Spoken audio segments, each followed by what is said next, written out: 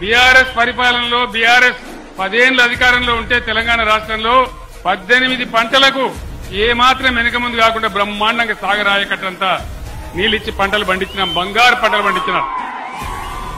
ఈరోజు ఏమైంది? సాగర్లో నీళ్లుండే, ఇయ్యగలిగిన అవకాశం ఉండే, ఈ దద్దమ్మలకు దమ్ము లేక ప్రాజెక్టు తీసుకుపోయి కేఆర్ఎంబి చేతిలో పెట్టి మొత్తం పంటలను ఎండబెట్టినారు సాగరాయకట్టు.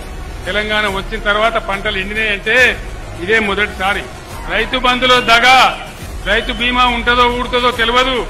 బ్రహ్మాండంగా కేసీఆర్ ఉన్నన్ని రోజులు రెప్పపాటు కూడా పోని కరెంటు కట్కా బంద్ చేసినట్టే మాయమైపోయినది. ఎక్కడికి పోయింది కరెంటు? ఏమైంది కరెంటుకు?